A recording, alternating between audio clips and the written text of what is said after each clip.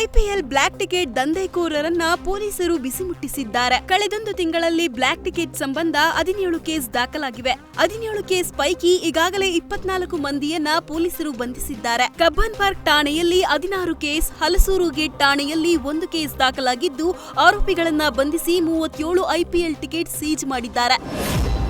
ಬೆಂಗಳೂರಿನ ಆಡುಗೋಡಿಯಲ್ಲಿ ಯುವತಿ ಸಾವು ಪ್ರಕರಣಕ್ಕೆ ಸಂಬಂಧಿಸಿದಂತೆ ಪೂಜಾ ದತ್ತ ಮೃತದೇಹ ಬೆತ್ತಲೆ ಸ್ಥಿತಿಯಲ್ಲಿ ಪತ್ತೆಯಾಗಿದೆ. ಮನೆ ಪರಿಶೀಲನೆ ವೇಳೆ ತಾನು ಕೆಲಸ ಮಾಡುತ್ತಿದ್ದ ಖಾಸಗಿ ಕಂಪನಿಯ ಐಡಿ ಕಾರ್ಡ್ ಪತ್ತೆಯಾಗಿದೆ. ಜೊತೆಗೆ ರೂಮ್ನಲ್ಲಿದ್ದ ಡ್ರಾಯಿಂಗ್ ಮಾಡಿರುವ 100 ಪೇಪರ್ ಪತ್ತೆಯಾಗಿದೆ. ಚಾಲಕನ ನಿಯಂತ್ರಣ ತಪ್ಪಿ ಕೆಎಸ್ಆರ್ಟಿಸಿ ಬಸ್ ಪಲ್ಟಿಯಾಗಿರುವ ಘಟನೆ ಚಿತ್ರದುರ್ಗ ಜಿಲ್ಲೆ ಚಳ್ಳಕೆರೆ ತಾಲೂಕಿನ ಹೆಗ್ಗೆರೆ ಬಳಿ ನಡೆದಿದೆ. ರಾಯಚೂರು ಕಡೆಯಿಂದ ಬೆಂಗಳೂರು ಕಡೆ ತೆರಳುತ್ತಿದ್ದ ಬಸ್ ಪಲ್ಟಿಯಾಗಿದ್ದು 20ಕ್ಕೂ ಹೆಚ್ಚು ಮಂದಿಗೆ ಸಣ್ಣಪುಟ್ಟ ಗಾಯವಾಗಿದೆ.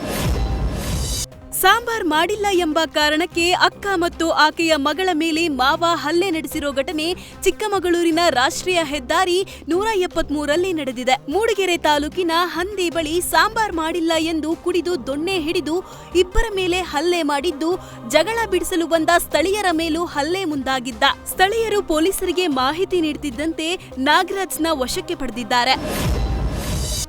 ಬೆಳಗಾವಿಯ ಬೈಲಹೊಂಗಲ ತಾಲೂಕಿನ ಹಲವು ಕಡೆಗಳಲ್ಲಿ ಕಸದ ಸಮಸ್ಯೆ ಎದುರಾಗಿದೆ. ಬಹುತೇಕ ಗ್ರಾಮಗಳಲ್ಲಿ ಕಸ ವಿಲೇವಾರಿಗೆ ಸೂಕ್ತ ವ್ಯವಸ್ಥೆ ಇಲ್ಲದೆ ಇರೋದ್ರಿಂದ ಹಳ್ಳದ ಪಕ್ಕದಲ್ಲೇ ಗ್ರಾಮ ಪಂಚಾಯಿತಿ ಸಿಬ್ಬಂದಿ ಕಸ ಬಿಸಾಡುತ್ತಿದ್ದಾರೆ. ಇದರಿಂದ ತಿಗಡಿ ಡ್ಯಾಂನಿಂದ ಪಟ್ಟಿಹಾಳ ಕೆಎಸ್ ಗ್ರಾಮದ ಬಳಿ ಇರೋ ಹಳ್ಳಕ್ಕೆ ನೀರು ಬಿಡುತ್ತಿದ್ದು, ಹಳ್ಳದ ಪಕ್ಕದಲ್ಲೇ ಕಸ ಬಿಸಾಡೋದ್ರಿಂದ ನೀರು ಸಂಪೂರ್ಣವಾಗಿ ಕಲುಷಿತಗೊಂಡಿದೆ. ಹೀಗಾಗಿ ಕಸ ವಿಲೇವಾರಿಗೆ ಘಟಕ ನಿರ್ಮಾಣ ಮಾಡುವಂತೆ ಗ್ರಾಮಸ್ಥರು ಒತ್ತಾಯಿಸಿದ್ದಾರೆ. ಬೆಂಗಳೂರಿನ ರಿಚ್ಮಂಡ್ ಸರ್ಕಲ್ ಫ್ಲೈಓವರ್ ಮೇಲೆ ಇದ್ದ ಗುಂಡಿಯನ್ನ ನಗರ ಪಾಲಿಕೆ ಅಧಿಕಾರಿಗಳು ಮುಚ್ಚಿಸಿದ್ದಾರೆ. ಗುಂಡಿಯಿಂದ ಸಾಮಾನ್ಯ ಜನರು ಅನುಭವಿಸುತ್ತಿದ್ದ ತೊಂದರೆಯನ್ನ ನ್ಯೂಸ್ ಫಸ್ಟ್ ನಿರಂತರವಾಗಿ ಸುದ್ದಿ ಪ್ರಸಾರ ಮಾಡಿತ್ತು. ಈ ಬಗ್ಗೆ ವರದಿ ಮಾಡಿದ 3 ದಿನದಲ್ಲೇ ಸಿಮೆಂಟ್ ಹಾಕಿ ಗುಂಡಿ ಮುಚ್ಚಿದ್ದಾರೆ. ಅಷ್ಟೇ ಅಲ್ಲದೆ ತ್ಯಾಜ್ಯ ತೆರವುಗೊಳಿಸಿ ಸಂಚಾರಕ್ಕೆ ಅನುವು ಮಾಡಿಕೊಟ್ಟಿದ್ದಾರೆ.